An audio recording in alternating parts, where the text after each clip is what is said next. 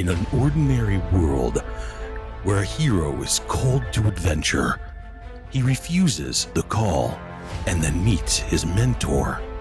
An inciting event pushes the hero on his journey, and crossing that first test where he fails miserably, assembles allies, enemies, and whatever other stuff he needs to win his day and journey. He approaches prematurely to try to tackle his task and fails again, only to be rebuilt after losing his guide, which then leads to the final epic tale where he is triumphant.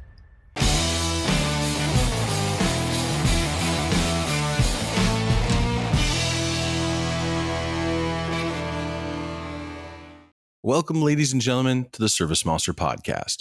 My name is Joe Kowalski, and I'm your host today. I've got Adam and Michael with me as usual. And today we're going to talk about 651, which should be out, and you guys should be loving that. A little bit of mobile stuff. We've got some SMUG to cover. But before we do that, we've chatted briefly throughout our journey here about a book that I had everyone in the company read, the StoryBrand. And we're going to talk about that. We're going to hash out a little bit. And Michael, why don't you kind of get us started here, since it's a marketing topic? What's this book all about? What is it trying to accomplish, and how can our users leverage it? Awesome. Yeah. So the book StoryBrand by Donald Miller, I'll put a link in the description if you want to check it out. Basically, the best way to sum it up is building a story brand is about making your customer the hero of a story. And that may sound kind of weird, like talking about like your business and a story. Like, how does that kind of relate? That sounds like to me when I first read it, I was like, oh, this makes so much sense. But at first it was very foreign kind of concept of like this story and hero and what's all this. But basically what it boils down to is that like, as you can do all this great marketing, you can have a pretty website, you can have fantastic graphics, and all that's super important, necessary. But something from the book says that pretty websites don't sell things, words sell things. And if you haven't clarified your message, your customers won't listen. So the book is all about clarifying your message. And it goes back to this idea of a story, and how in a story, audiences must always know who the hero is, what the hero wants, who the hero has to defeat to get what they want, what tragic thing will happen if the hero doesn't win, and what wonderful thing will happen if they do. There's all these elements to a story that you can actually bring in to your marketing messaging within your business. And that's a perfect little segue into what you want to talk about here, Joe, with the hero's journey. Yeah, I mean, it's a literary structure, right? I mean, if you study literature at that level at all, you'll realize there's only a dozen or so paradigms, and that we keep rehashing those same ones over and over and over again. And once you kind of get it, it's like when I started audio engineering, I stopped listening to music. I was listening to the technical aspects. And so be warned, if you dive into this at all, as far as like your literary journey, then you're going to start seeing this in every film and book that you see. So the hero's journey is one of those. And it's kind of, it's a setup of these 12 steps. Like, in an ordinary world where a hero is called to adventure, he refuses the call and then meets his mentor. An inciting event pushes the hero on his journey, and crossing that first test where he fails miserably, assembles allies, enemies, and whatever other stuff he needs to win his day and journey. He approaches prematurely to try to tackle his task and fails again, only to be rebuilt after losing his guide, which then leads to the final epic tale where he is triumphant. It's like you see this over and over and over, and it's the same freaking thing. And great stories are made that way. And if we have any D&D fans, like, this is a great way to set up your Dungeons and Dragons adventures. Are you talking about your beats of your journey and your story in that way? So what this book is attempting to do is give you a structure, parameters, kind of restrictions to say, can we design and develop copy, websites, brochures in such a way where we're utilizing these primal beats that are so ingrained into us, we see them over and over again. And in so doing, give you kind of bumper cars to make sure you're checking off all the boxes which will ultimately make people engage with your message. And if they have a problem that you're trying to solve, purchase from you. So how do we do that in the StoryBrand, Michael? Well, there's kind of 7 big ideas that the book presents, and we're gonna touch on them all. But highly encourage you to read the book, because obviously we can't cover an entire book's worth of material in one podcast. It would take like 10, which may be cool, but we're not going to do that. So the first one of the 7 big ideas is the customer is the hero, not your brand. That's kind of the premise of the whole thing, is that the customer is the hero, not your brand. You as the company. If you're sending an email that says, hey, we've been around since 2003 and we employ the best hot water extract, that's all you. Yep. That's all you as the hero. You can't be the hero. Your client has to be this hero. Yep. Hey, I understand you might have a problem that we can solve for you or that we can help you with, because you can position yourself as the guide as opposed to them being an observer in your hero's journey. Yep. Exactly. Yeah. And that's a big thing. Like, relating it back to ServiceMonster a little bit. Like when I first read that book, I just started at the company. I hadn't been here very long. And that was an interesting kind of, it allowed me kind of a real life perspective. Like, I read this book and I was like, okay, how am I going to, as like doing the marketing, how can I actually put this book into action and put this concept into action? So it's still tough. And I still come back to it constantly when I'm thinking of writing marketing messages. And Joe, you and I have talked about this like countless times, about the making sure that the customer is the hero, and taking the focus off of us and back onto what problems the customer has and how we solve it. And that leads into the second big idea, which is before we jump, I'll give them one real example of kind of what we did. And also, if you know the rules, it means you can break them on purpose, right? As long as you're aware of what you're doing. So one thing that we do is we let people follow along on the ServiceMonster journey. And so we do have a ServiceMonster as a hero thread that we run through some of our marketing. But that's usually back-end stuff, right? People who are really in the know. But when you're coming to us as a CRM and you want our product, you don't give a crap who Joe and Michael and Adam and the ServiceMonster family are. Like, you just want a CRM. And so in that case, we work really hard at putting you as the hero, but we don't always get it right. One thing one example I like to use is our conversations for years around view count, where we'd say, oh, we've got this video on YouTube and we really want to make the view count impressive, so when people go there, it's not like, oh, 4 people viewed your video, you guys suck. And so what we do is we put together little micro content, which we know people enjoy, but we put it together in such a way where it was like a breadcrumb, where we were trying to entice them to leave the platform, let's say Facebook, and take them to YouTube. That's wrong. That's making us the hero, because then it's all about us. We need to make it all about you, which made us go, oh, we need to make these if we're going to make them available on other platforms, we need to make them available in their entirety in other platforms, not because we're trying to garner the view count. Now, as it turns out, certain content's not great in certain platforms, which means we don't push full videos to YouTube on Facebook very often, because nobody's going to sit through a 40-minute video on Facebook. It's like really extremely rare. So the change that we made was stopping caring about likes on certain platforms, stop caring about having multiple pieces of content on different platforms that are distributed as opposed to in one location, and develop the content where it's not a breadcrumb, it's just value dumped right in your lap. And so those micro content pieces change from teasers to value. And so we're just giving you value straight away. You don't have to go watch the video in order to figure out what Joe says next. So we get it wrong occasionally too, even though we're really diligent about how we want to approach this. So occasionally we'll have to remind ourselves, oh, wait, this isn't about us. It's about them. And then once we realign that, it's real easy to move forward and make sure we're messaging correctly.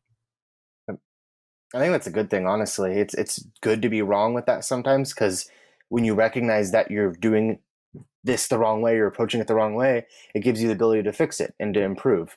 Like we're like, oh, that was not the best. Cool. Now you learned. Well, this is just one more example too. I mean, we harp on it. A lot of you guys are already aware of this. It's just one of those things that you're aware of, but it's very easy to kind of rest on your laurels, right? You find something that's working for probably a long period of time sometimes, and you just keep at it. And, the landscape shifts, when Facebook came out, or at least I should say when Facebook came out to the older generations. I don't know exactly when that Careful. was.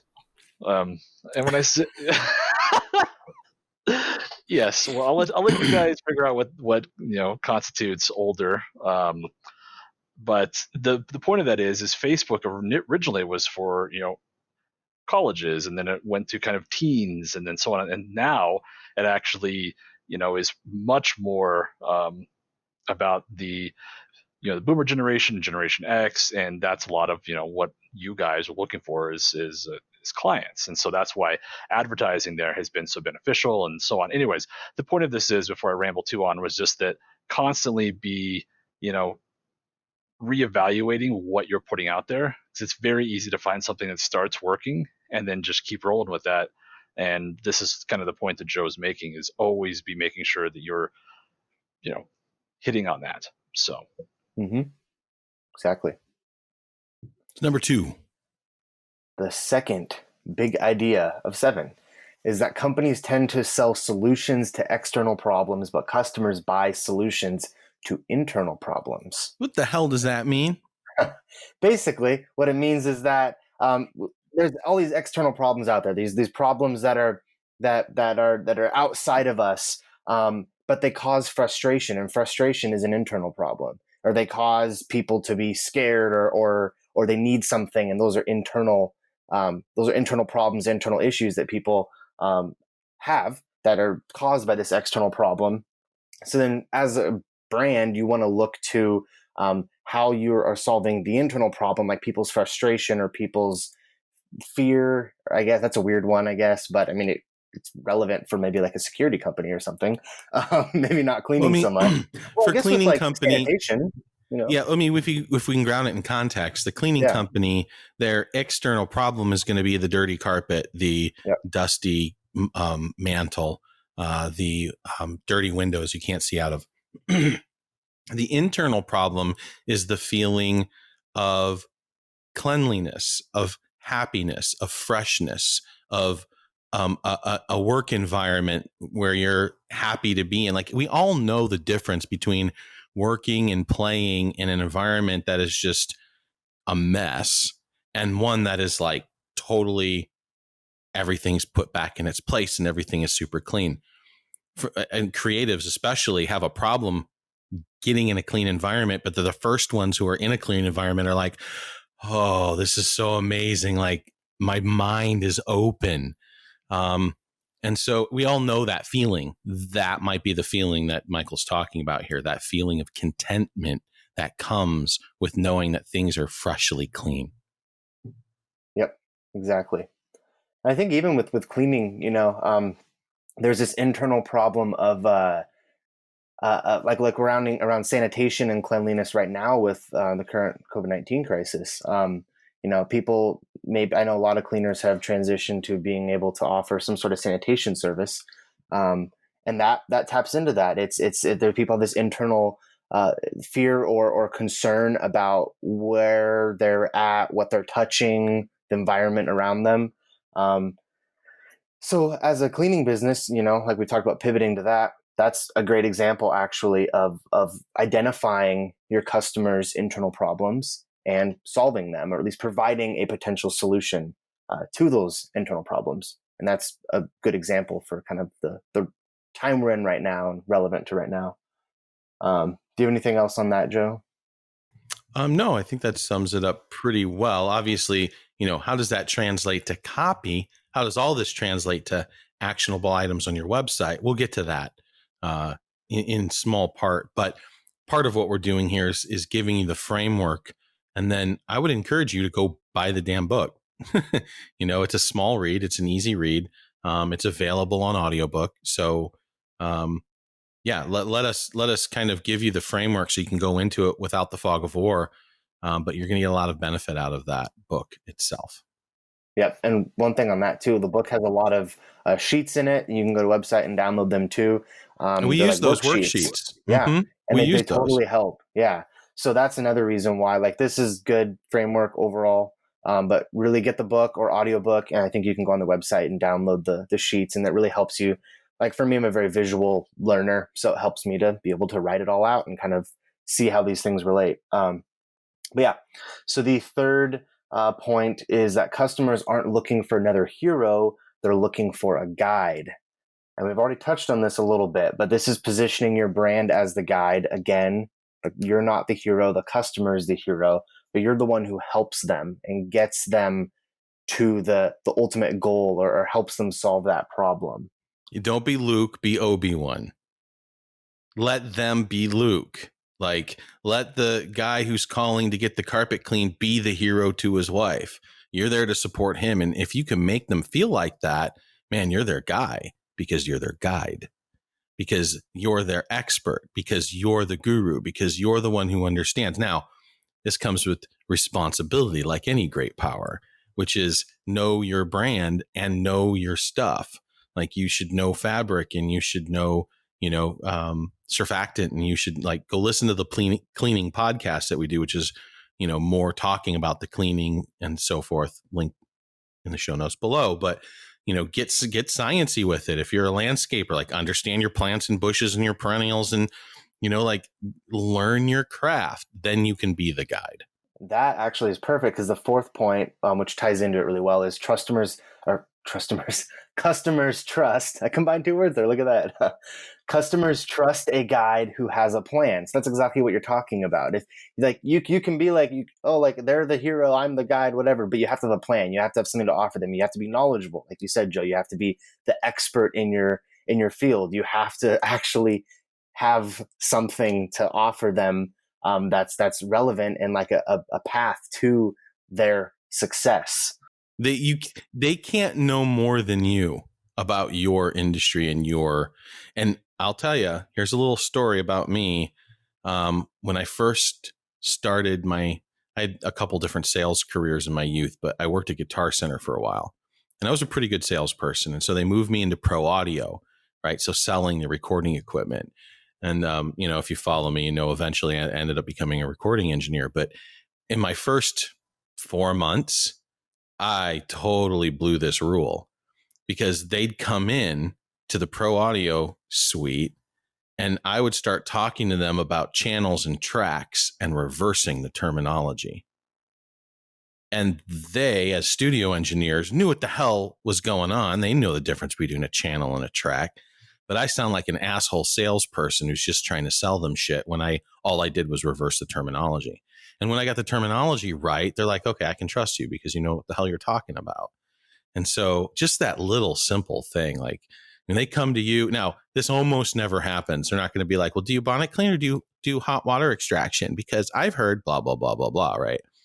And this goes back to my rants about people being experts in fields they know nothing about. This is rare in the cleaning industry. They don't typically. Now, I will say I've seen it in maid services, right? Well, they'll try to tell the maid what to do. And again, if the maid doesn't understand the science of the cleaning chemistry and all that, then sure, Mrs. Jones is going to push them around. And then sometimes there is something to be said by being an expert and then still performing the service for the client because they're the hero. Again, they're the hero, but have a plan. Know your stuff. When you have a plan, or when you demonstrate you have a plan, especially in the copy of your website, step 1, step 2, step 3, here's what you're going to experience. They trust you. And so if you can establish that through your copy, that you have a plan by establishing and giving them the plan, then trust is almost eminent. I'd say too that a really big point on that is once you're past the owner operator phase, I mean, when you're actually out there doing the cleaning, you only have to worry about your own knowledge. Maybe you've been doing this for 10, 15, 20 years, and you already kind of have that innate knowledge. Once you start hiring, if you want to go that path, I know not everyone necessarily wants to have that, but if you start going down that path, you need to make sure that you put your employees in a position to also become those experts. They might never become the same level as yourself, but they're going to be the ones that are facing the client. So if you have all this messaging and everything you put on your website, and your technicians can't follow through because you gave them a week's worth of training and just threw them to the lions, basically, then it's all going to kind of flop, and that's going to present itself pretty quickly. Yep. Exactly. Yeah, make sure your whole organization can be a guide. Otherwise, you're only going to be as guidey as your weakest guide. Mm-hmm. That goes back to what we talked to about educating your employees. Your techs, making sure you're all representing the company, you're all representing the brand. So everyone's got to be on the same page there. Absolutely. Yeah, that's perfect. The fifth big idea is that customers do not take action unless they are challenged to take action. So our hero needs an inciting event, right? Luke's aunt and uncle had to get burned all up. He was about ready to go to school for the Imperial fleet, right? He was about to go join the Empire. But then they burned up his aunt and uncle, so he's now guess what? Now he's Luke Skywalker, bitches. Yep. That's right. It's like, all they had to do was put him in and give him a pilot seat, and he would have never taken Darth out. Yep. I still think the best example of this is the Lord of the Rings. I was thinking all Frodo wanted to do was just relax in the Shire. That's why the hobbits. Anyway, that's right.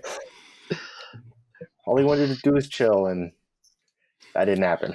Yeah. This was actually one I don't want to take Michael's no, please, I want you to chime in, please. Well, this was a big one. This was one of the biggest items, I think, outside of the whole concept of the hero versus the guide. This is the big one that we worked on the website. I remember being in the meetings when we weren't giving them that action of take the trial. Here's even with the demo, it was not that easy to get to the demo. We weren't really pushing that. And so that was a big part of our website redesign. And so that's why I said I didn't want to take Michael's thunder, because that was really his major project. But that was one of the first things. By the way, guys, and before I say this, I'm going to quantify it. Multiple things went into this metric I'm about to quote here. But the StoryBrand probably played maybe 50% of the role across the board. We completely changed the way ServiceMonster approaches our leads, both on our website and on the product itself. And that was August of last year. And within 60 days, we had a 300% increase in our lead acquisition. Now, we then had to swing the pendulum because we were so good about driving people in. We weren't necessarily qualifying as well as we should. And some of the stuff that was coming in via the mobile channel was kind of junky. So we intentionally turned that channel off and ended up with a steady 200% lead acquisition year over year.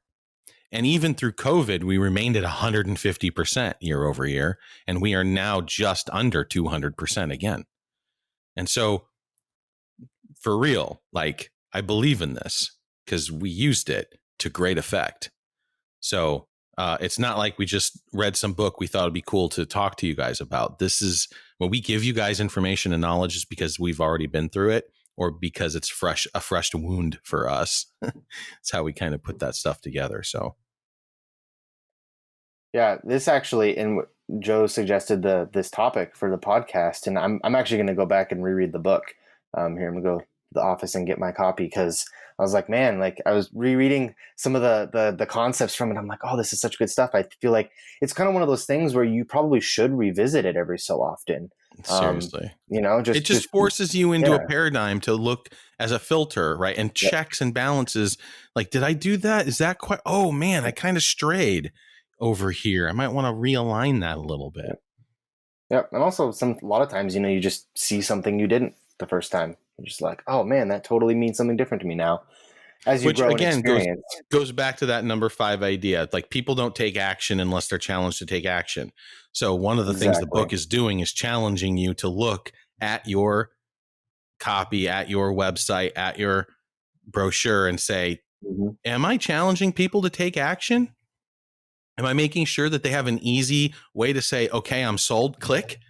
Okay, I'm sold, dial? Like, do I have that in their purview at the time they want to make that decision? And so that's super important. Same thing when you're on site. Do you have something for your technicians, whether it's using the mobile app, whether it's just a pamphlet or something you have, where they can just point at something and serve? Are you upselling certain things? Are you selling them, being the expert of their home, externally, internally, whatever kind of cleaner you fall under? Maybe they're only doing the high traffic areas. Maybe they have uh, hardwood, linoleum. Maybe they have tile and grout and things like that you could easily be you know showing them the benefits of you doing that work. And if you don't have a way for them to easily do that, then it might be falling by the wayside. Yeah, exactly. And that goes into the last topic of diversifying. If you've diversified, then you really can be the expert of, like, for like a carpet cleaner who's diversified into like tile and grout cleaning, and things like that, or hardwood floor cleaning, whatever, you're become the expert of cleaning their whole home or all their floor surfaces. And that sounds good to me, right? Being able to clean everything. The sixth point is that every human being is trying to avoid a tragic ending. Yeah, 2020. What the hell? Isn't that interesting? The example Everybody remember. Never mind. Go ahead. The example ahead. I always think of when we were having meetings for this was the big family holiday meal.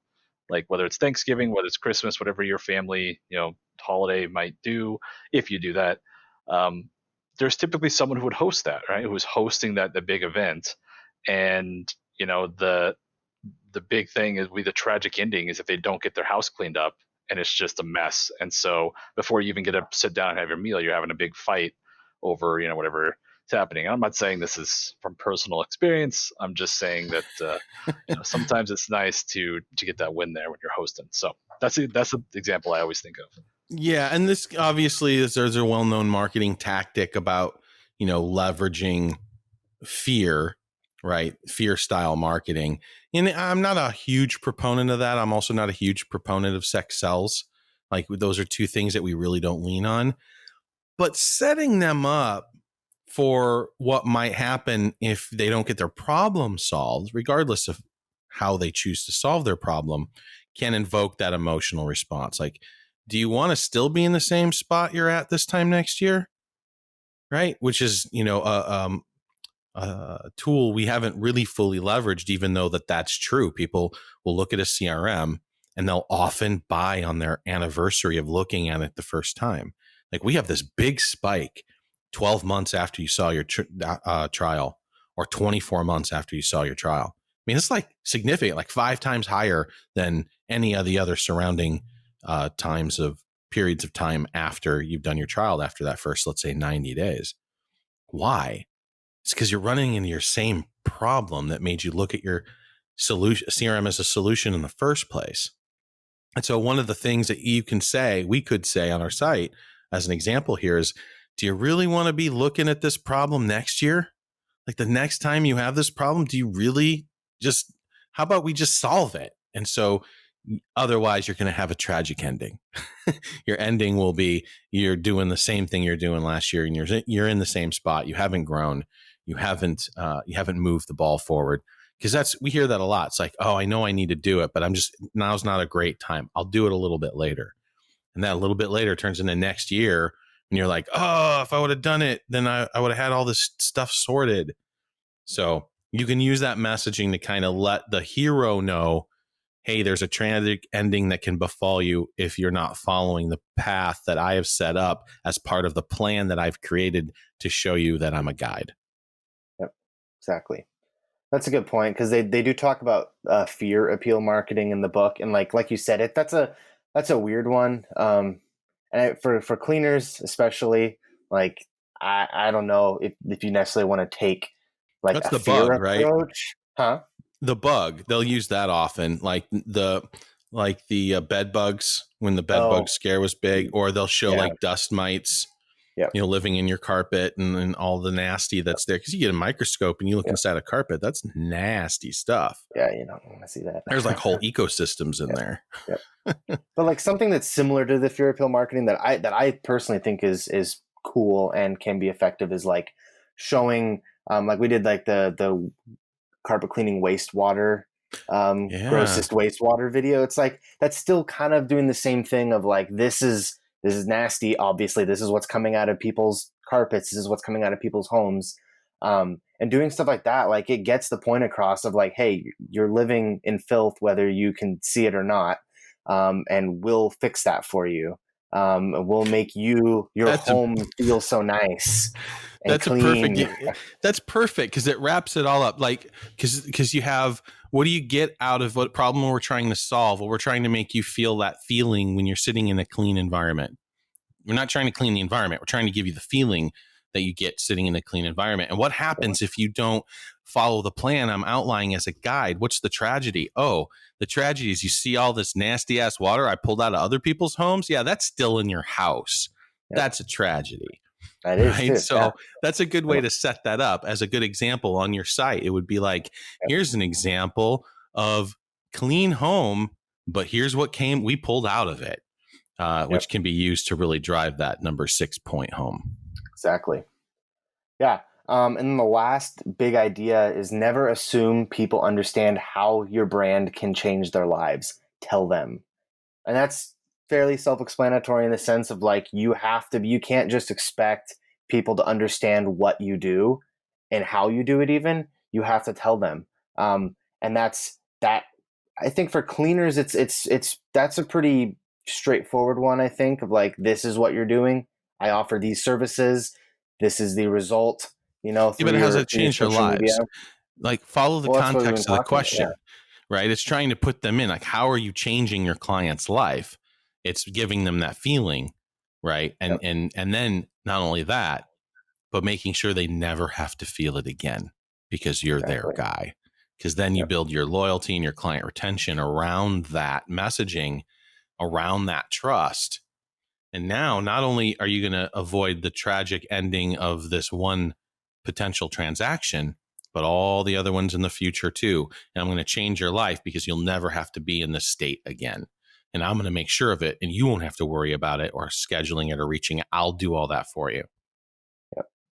Yep.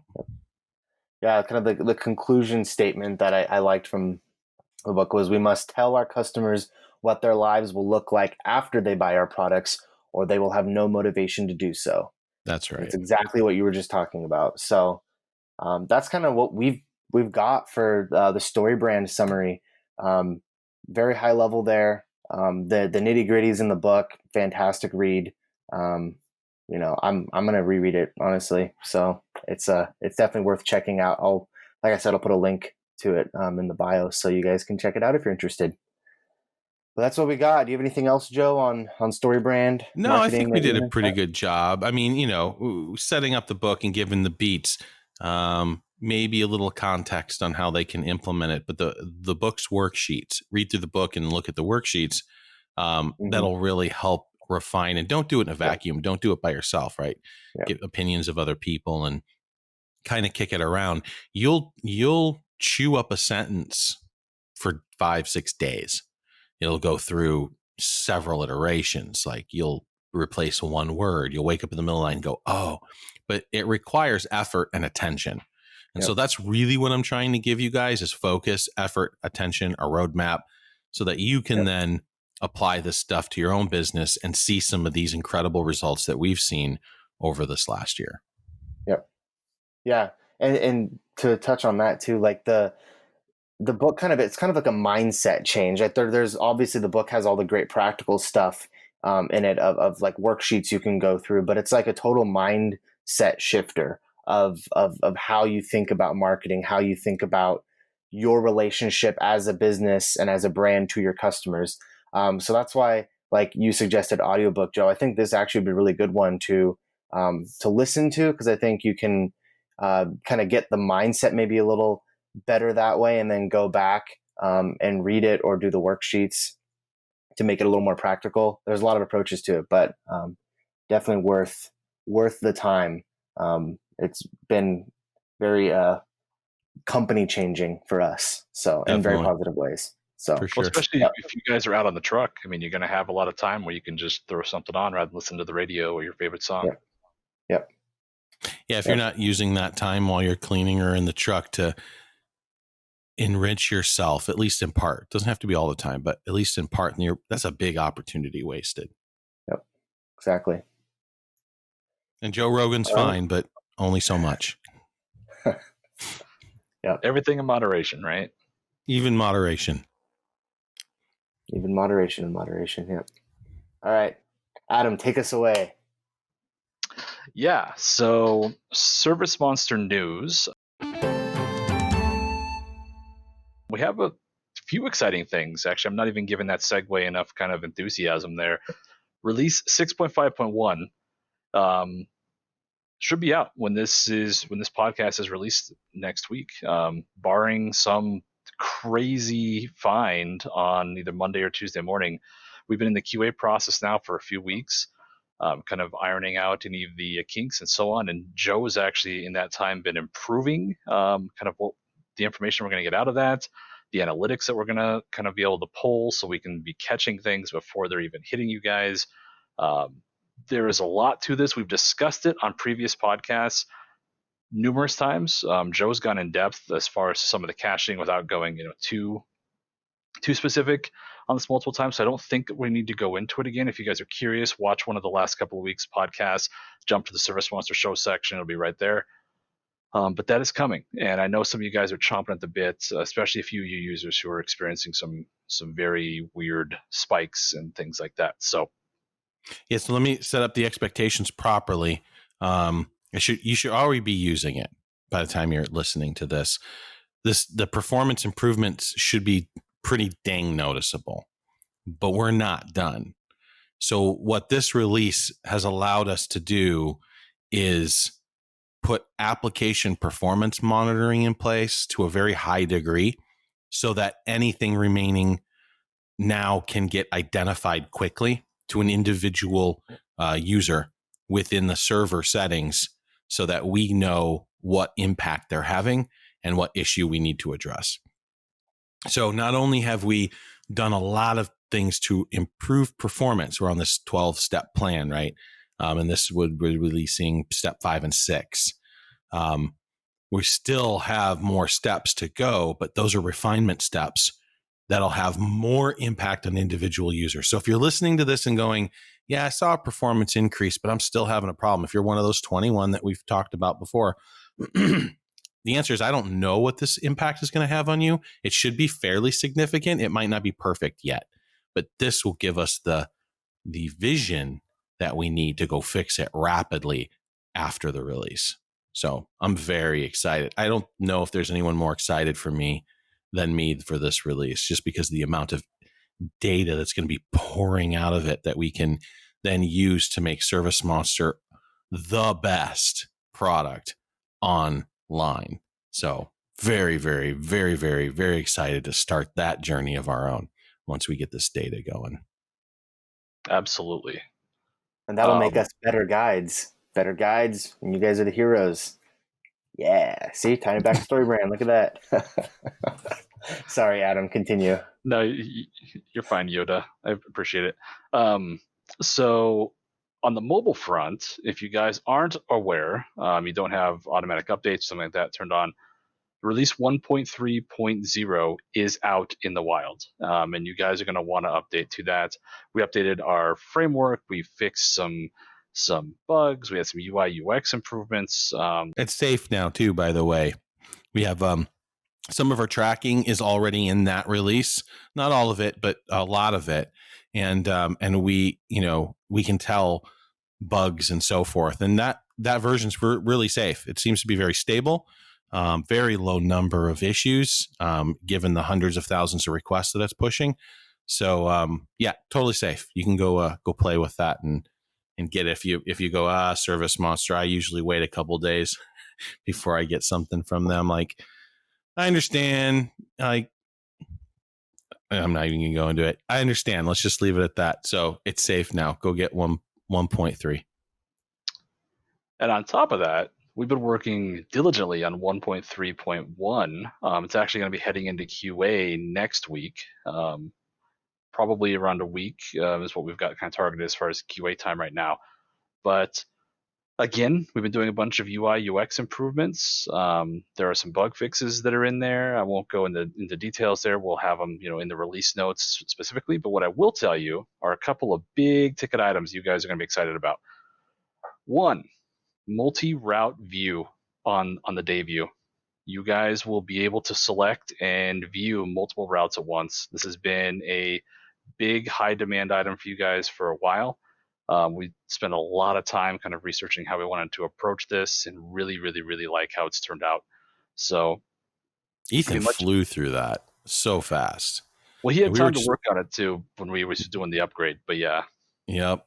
And I was playing around with the route selector today, so it looks really nice. Looks really, really good. And it's not just individual routes you guys can toggle on. You guys can easily swap to a route tag, right? So if you have a lot of routes, trucks, etc., only some of them deal with tile and grout, or some of them deal with carpet, or so on and so forth. You can easily just swap. Oh, I just want to see all my carpet routes, just like you can on desktop, and it's 1-2 click of a button. So yes, that's a major improvement that you guys are going to be excited about. Another big one that we hear about, I'd say this is probably second on the list outside of the camera roll being in reverse, is we have made it so that you guys will stay logged in for longer. We've heard from numerous sources that on the technicians front, on the sales front, even on the owner-operator front, you guys hate logging in every day. It always seems to happen at the worst times. You guys feel like you have to pull over. Not that you should really be talking on the phone or putting things in when you're driving. Don't do that. But, yeah. We do not condone that behavior.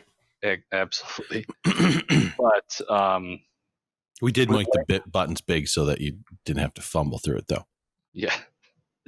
But the main thing is that you guys will stay logged in for longer. Right now, we've set it to a week. So you guys should, be able to log in on Monday and be good throughout the week. So hopefully that definitely alleviates some frustration for you guys. That's with 1.3.1. Correct. Okay. And lastly, the service items in the technician app and so on, we had the ability to add the description, or add to the description, I should say. So if you've got 12 service items that are named, rooms or cars or areas, whatever you wanted to name those service items, you wanted to pull that into your description, which might have a whole bunch of cool information about the service itself. Well, now you can add to it, and so it's not just to replace or so on. We're giving you guys an easy toggle, and the UI has been improved, and I believe maybe if you want to throw in there, but I believe he made that a setting, so it's actually going to stick. Right, so you don't have to toggle it every single time. Yeah, it should be. That was what I wanted him to do. It's session based, though. It's not. It won't stick for, in between your logins, let's say, because I wasn't sure about how sticky we should make that individual thing. But during your session, whatever you set it to, it'll be set to that the next time around. Yep. So again, it's UI UX improvements over something that I know you guys are interested in. So, and there are numerous other items that we've been improving through this. Like I said, we'll have the full release notes. Definitely make sure you guys take a look at that. Don't have a set release date yet, but like I said, we're heading into QA next week, so it'll definitely be on the near horizon. Outside of that, 652 will be, still looking at the horizon there. We don't want to get too far ahead of ourselves, but you guys have heard about that already. We've talked about account tags. We've talked about a new account dashboard page and some self-import improvements. So don't fret. Those are definitely still on the cusp as well.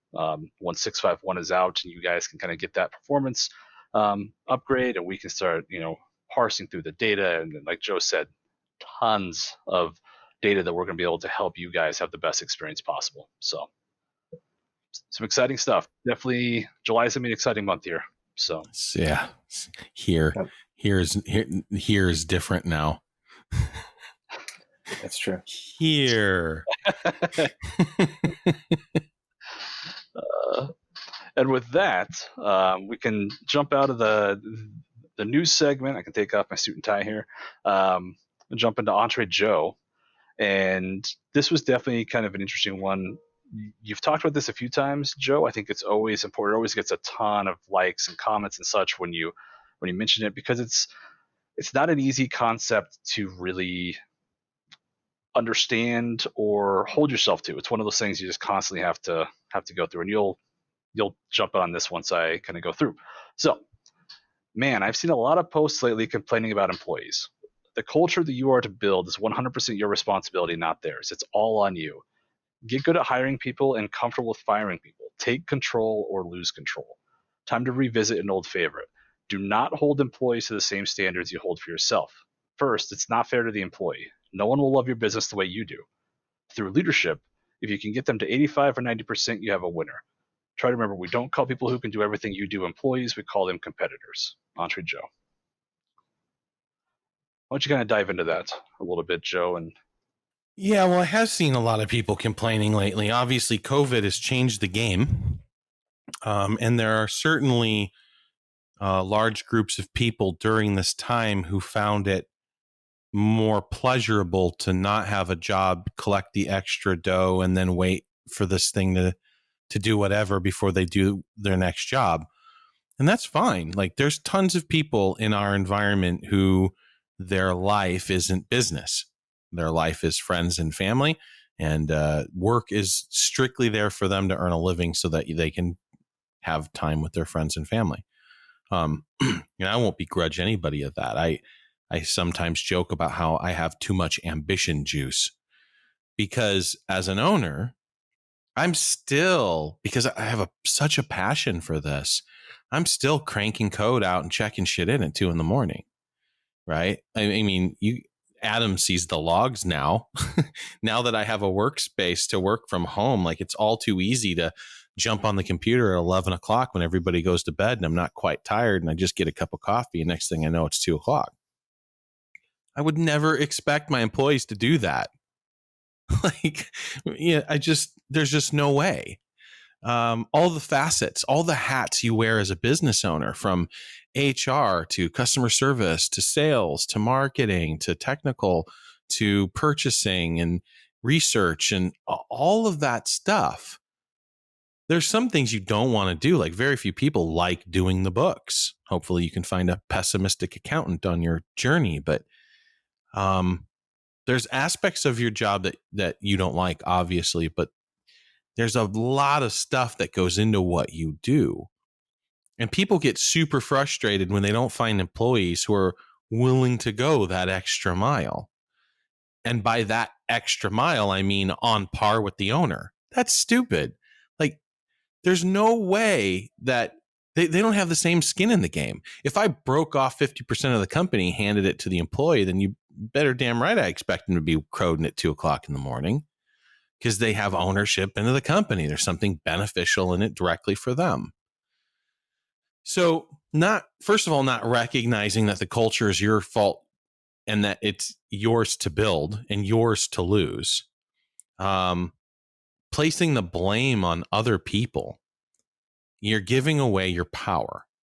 So you can't fix it. You can't say, I have control, so I have the ability to fix it. Sometimes fixing it is educating people. Sometimes fixing it is being empathetic and asking somebody, hey, you're always a rock star, but this last week or two, man, something's up. Are you okay? Things okay at home? And then sometimes business owners will find it easier to keep somebody who they know they should let go than to let them go. Maybe they don't want to go through the effort of rehiring. Maybe they don't want to go through the blowback of some friendships maybe in the company. Maybe they, maybe they don't want to take the time themselves to train a new person. And what ends up happening is you end up losing sleep over it, because that person then starts to cause problems in the company. They make other people feel uncomfortable. They piss off rock stars because they're not performing well. And they see you doing nothing about it. So this grows as a cancer in your company. Throwing a hissy fit and firing a bunch of people doesn't change a damn thing. You're going to end up in the same damn position. You've got to recognize what you are doing, be introspective enough to realize from a leadership point of view, what are you setting up as a culture? What are you expecting out of people? Is it in line with the values of the organization? Is it in line with what it's acceptable to even ask them? And that last bit, yeah, if they can do everything you're doing, man, if they're good at marketing and talking to Mrs. Jones and cleaning, if they're good at understanding the equipment and cleaning things up, and they're all, dude, you're not grooming a technician, or in some cases, a fantasy where they become an operations manager and you can leave, unless you're giving them some skin in the game.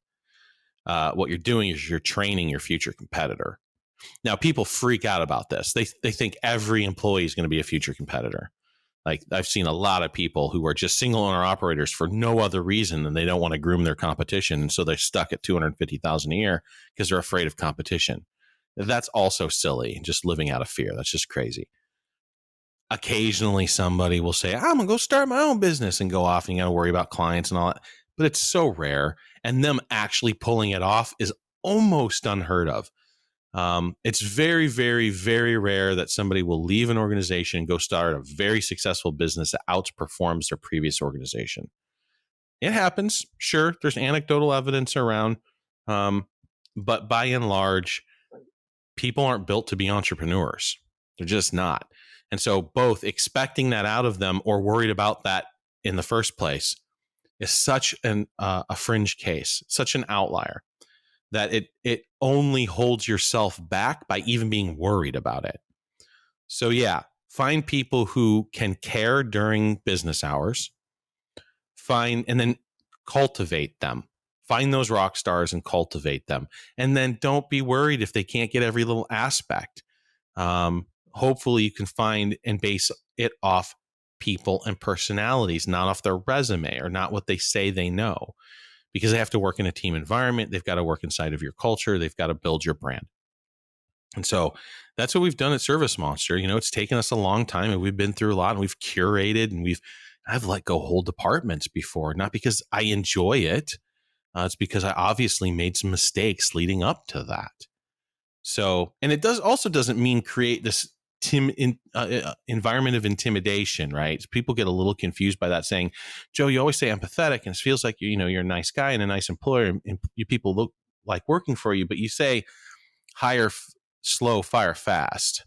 And that, doesn't that set people unease? Maybe a little bit, but I think most people get the bigger message, which is take the time to choose who you take on this journey with you. Hiring slow doesn't mean making sure you're covering all your options and sampling all the flavors of ice cream. It means that you don't rush into somebody who almost fits but doesn't quite. And maybe through training they'll get there. You hire the individual and then train them to do whatever. And so if there's any, I don't know, but then just wait. Do another round and wait. They always show up. Eventually someone will show up that knocks your socks off. It's just like, wow, they're really good. This is going to be a good. And then of course you'll talk yourself up or talk yourself down, and then they either never meet the expectation or they exceeded it. So you got to worry about how you paint them based off reading a resume, a 20-minute, 15-minute phone call, in an hour and a half or hour-long interview. So be mindful of that. But hire the rock stars. Take your time at doing that. Now, fire fast doesn't mean one excellent employee who's been with you for 5 years makes one silly, stupid mistake in an SOP, and that's it, you're out. That's not what it means. What it means is entrepreneurs will typically wait too long. They know they should let somebody go way before they start enacting it. And to the point where they're not sure at first, and that's when you start losing sleep. Like, what am I doing to my company? And then they'll do little things over and over and over again, and you'll start making excuses for it. Other people will make excuses for it. Some people will come to you and say, hey, this person's not really doing what they should be. And you'll still be like, yeah, but that's waiting way too long. So that's what I mean by fire fast. Like, pay attention to the signals. And when you know somebody's, it's time that they'll be happier somebody else somewhere else, and you'll be happier with them somewhere else. Time for them to be somewhere else. And that doesn't have to be like this huge. I know a lot of people feel it like this is this massive thing. But if you've hired a culture of button pushers, they're just going to go find another button to push. I would hope that it's more devastating for people who join the ServiceMonster family, because we put so much time, effort, and energy to our ideas and to our conversation and so forth, where it would sting, but it's not going to change your life for the worse. You're not going to end up in destitution because you lost your job at ServiceMonster. But everyone knows if you enjoy what you're doing at ServiceMonster, you're golden, even if you make the mistakes. And sometimes, especially if you make the mistakes, because the mistakes are how we learn. And we have a big environment of creating a culture where, yeah, if you screw up, man, be proud to admit it, that you can then grow from it. And everyone else might not make the same mistakes that you've done. As long as there's no ill intent, then there's never any worry about repercussions because you didn't follow an SOP right. Oh, yeah. Okay, so what do we need to do in order to make sure that this doesn't happen next? Like, that's how we always approach it, because we always hire good, well-meaning people with character and values and, the need and desire to do the right thing, not only by the company, but by the client. So that's what I mean when I'm talking about building a culture, when I'm talking about hiring slow, when I'm talking about firing fast. And again, as the business owner, it is all your fault. It's your fault when they show up late. It's your fault when they smell like pot. It's your fault when they don't take Mrs. Jones seriously. All of that is your fault because you're the one responsible for the brand. And so you need to control it. Again, you don't need to be militant, but you need to set up a culture that sets up an environment where you're attracting the right employees and they're doing the right things. So that's kind of the bigger picture of that whole thing. Well said. We can kind of move into SMUG, kind of wrap this up. I know you guys always love hearing about the conversations that go on over there. We had one from Chuck. He asked, how is the mobile monthly goal calculated? And we kind of wanted to chat about this because right now it's really not what we want it to be. Right now it's just taking last month's revenue and adding 5% on top of that. And the reason for this was the dashboards themselves were sort of, not last minute item, but they weren't a critical item that we wanted to get solved on the mobile front. And so now the mobile app has been making leaps and bounds of improvements over the last months. I hope that you guys are kind of getting the benefit of that you've tried the new app. We still hear horror stories of people using Mobile 3 still. Yeah. What? You should not be using Mobile 3. Stop it. If you're using Mobile 3 and you think you have a good reason for it, send me a direct message on Facebook, please, and let me know why you're still using Mobile 3. Please. I'm dying to know. But yeah, I would like to touch on this real quick because how is it calculated? Right. The answer is the current calculation is last month plus 5%. Okay. Well, every business owner who understands cyclical nature of business and seasons knows that that's not the best way to approach that. So, Joe, how could ServiceMonster produce a dashboard that does that? That gives you not useless information, but certainly not the best if you would have thought about it. That's because we didn't direct it. We didn't put it in a tracker. We have a conversation around it, build like a feature set so that when we handed it to the developer, they could just implement it. Because the developers, they're always best when they can think about engineering and not think about usability and not think about users and not think about the pixel or the label.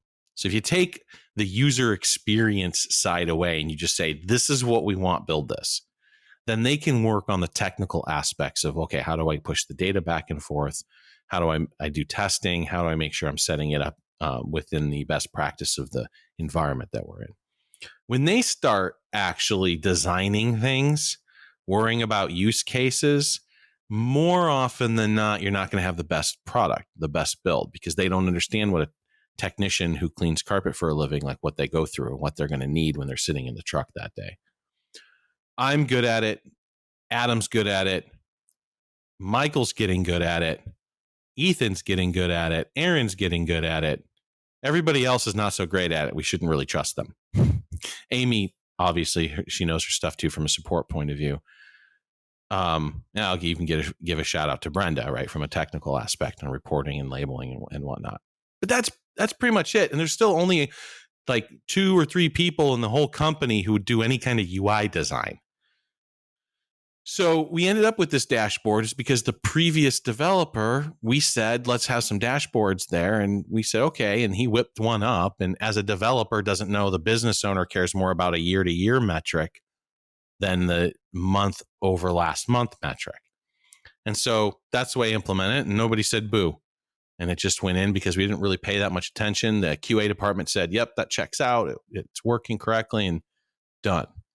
And so we're going to change it. Obviously, it's going to be year over year, and then, maybe we'll add some stuff to it or give you control of it, but we'll be playing with that. The bigger point here that I wanted to make around mobile, though, is the state that the project's in right now, because Mobile 3 was probably the biggest faux pas that ServiceMonster's ever produced. And again, I bash it a lot and even do the Fight Cup thing. We don't talk about Mobile 3. But it still is an okay product. But ServiceMonster doesn't do just okay. That's not our goal in life. And so I was willing to fire sell the whole damn thing. Technician was a prototype. Now, did we choose the right platform this time? Did we choose the best practices in development? And did we give you a product that technicians can use without any education? And the answer to that question was yeah. We hit all those hot points, which gave us the confidence then to go build Mobile 3, which has been out since August of last year, 1.0, and it's received accolades and love and praise. And the engineer that started building that product, both him and Ethan worked on the project together, came out of QA. So that individual was, kind of new to development as well, but it was a solid product. The whole thing was put together well. But we still have this defense against the dark arts with the mobile department. I mean, we've been through, just to put names to, timelines. We started with Matt. We moved to and got Lee. Then Jonathan came aboard. Then after Jonathan, but still while we had Lee, we had Kyle and Lee left. And then we brought in Julie. So Julie and Kyle worked together. And then we brought in Brian to do QA. And then Julie left. And then Brian and Kyle worked together because Brian liked to learn how to code. And then Kyle left. And then we had Brian. And Brian was learning how to do his thing over the last couple of years. And then he also left. So I can go and wax and wane about junior mobile developers. But at the end of the day, it's all my fault, isn't it? So it doesn't matter what they were doing. And the fact is, it was my fault. So we fixed it. How do we fix it? I put my son in charge of the damn mobile product. And now that we're working from home and remotely, him and I will sit on the couch at 11 o'clock at night and throw the phone back and forth and chat about it. Like, so now I am complete and direct control of the product. The best mobile engineer is the engineer who now owns the product. And Adam has had a major hand in making sure that we're shored up and doing the things that we need to do there. So moving forward, not only do we have the product and the platform, but now it's at cruising altitude, and they're just adding new stuff like crazy, like that multi-view, that multi-route feature, which wasn't even in mobile, right, Adam?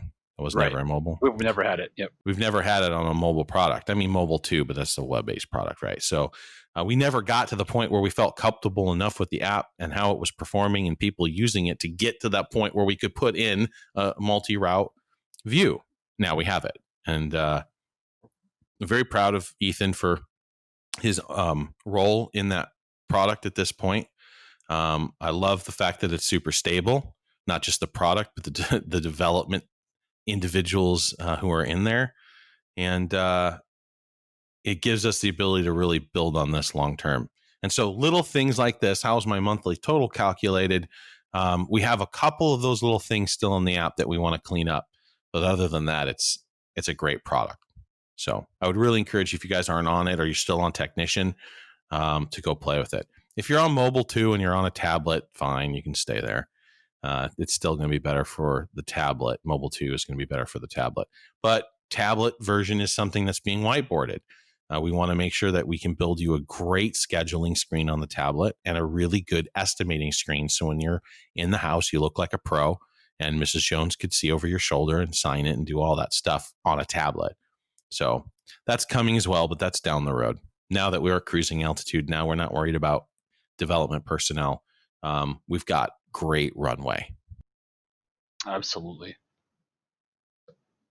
For the next post, this was just a really quick kind of usability reminder.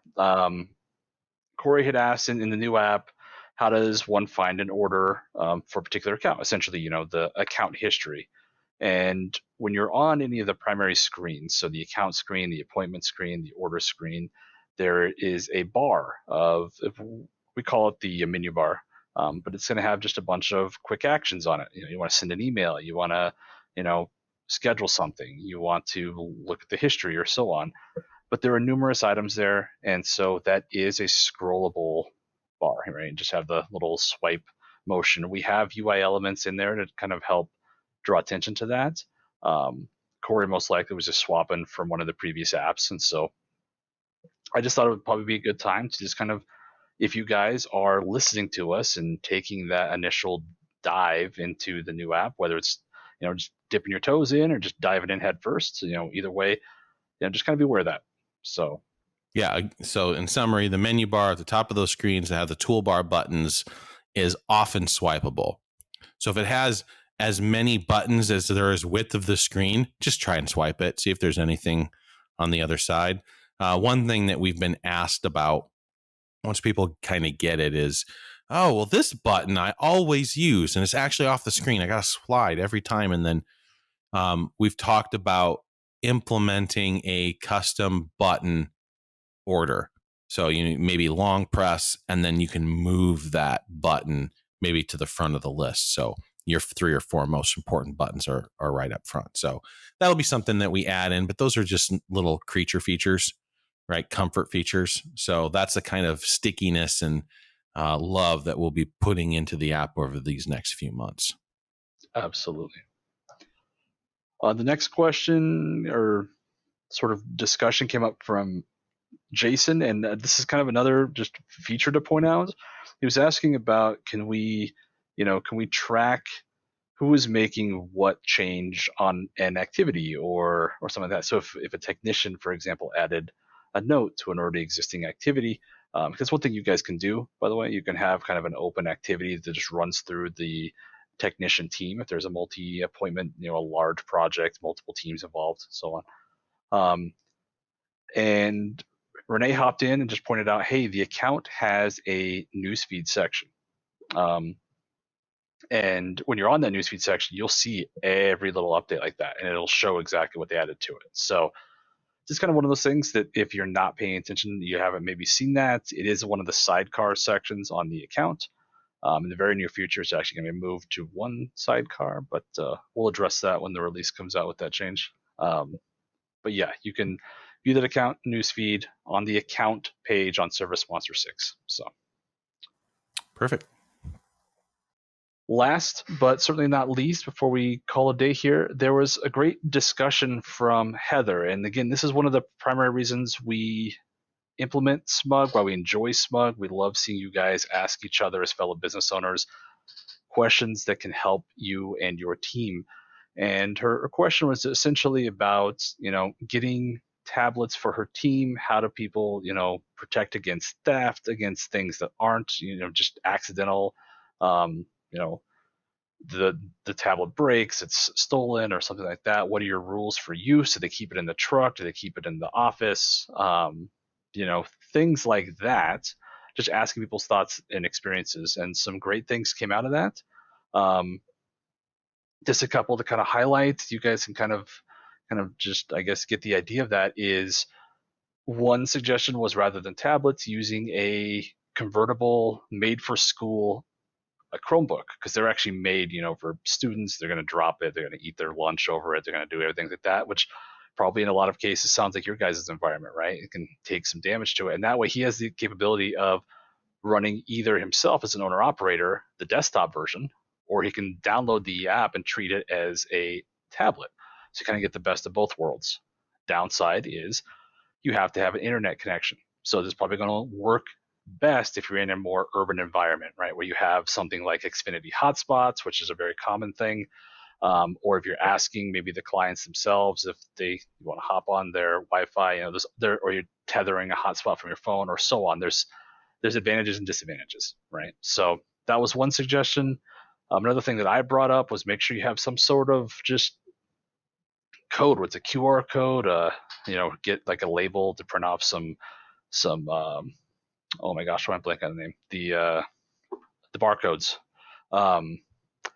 You can just have something like that. If we have that with all of our major items at ServiceMonster, right? And just I'm pretty sure he just has an Excel sheet, but it's just a simple. He has an asset management system. Okay, so we just have pilfered a lot of that stuff for our inventory control in ServiceMonster. Nice. But the main point is that we have just a quick way to track, who was the last person who had this item checked out. It just adds a little bit of accountability. Nothing crazy. You don't have to, break the bank or do anything fancy. But it's just kind of a nice way to do that. And Toby brought up another interesting point where he has tablets for all of his technicians, but they don't really use it because they prefer just to have. Sorry, Toby. They just have one thing to worry about. They don't like having both their phone and tablet. They like just, hey, my phone works. The phone's big enough, boss. I don't know why you care. And so it's just one of those, there's no perfect answer, right? And that's why the discussion's there, and you should know kind of how your team is going to operate best and what path to move down. Yeah, I can't help, though. You brought up Toby, so I got to make sure that we recognize our part in that. In that there was a bit of a miscommunication at one point where he thought that our mobile product was like ready to go on tablets, or that would be soon. So it's always soon, right? We always want to tackle those projects as quickly as possible, but obviously priorities shift. So I am in agreement with you look more professional if you're standing there with a tablet. But right now, ServiceMonster's going to be just as good on your phone. So I can see where the technicians are coming from. Once those screens are different, then they won't have a leg to stand on. And then, yeah, you'll have to make some hard decisions like, should we send them out with tablets because it looks better to do the estimate? Or should we send our salespeople out with tablets and just have our technicians process via phone? So I leave those decisions in the future up to you. But yeah, I just wanted to make sure that Toby wasn't sitting there being like, yeah, but because of you guys, that we didn't acknowledge our part in that in general. And I've heard that from people before about they wanting to have a tablet presence in the home because they know it looks more professional. I agree. And we are definitely on that page. Yeah. I think this really just illustrates part of why it's so beneficial to be in SMUG if you're a ServiceMonster user. So again, if you guys aren't in there, we have an easy way to request permission. It is moderated. We've gone over what SMUG is for. We even updated, I think, the rules just this last week. Joe, do you want to touch on that just really quick before we call it a day? Yeah, I mean, in general, be kind, be nice, make it about ServiceMonster use only, and you'll have no problems. Don't treat it as a support channel either.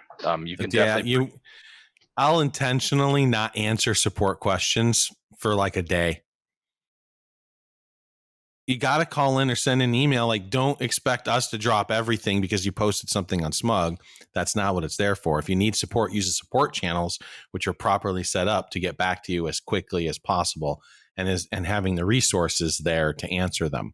Our support resources are not playing on SMUG.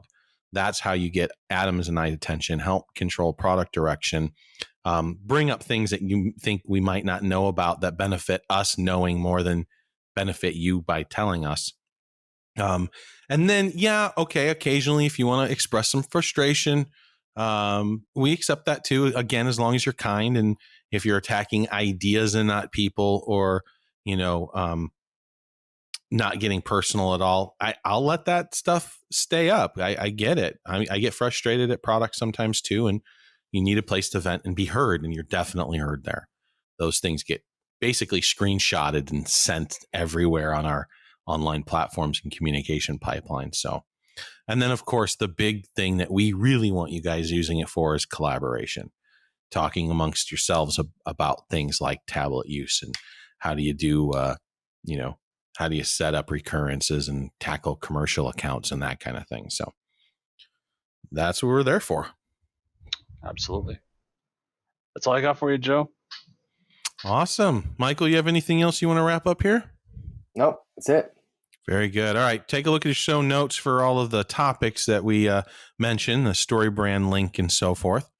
And until next time, thank you so much for your attention, and go run your business.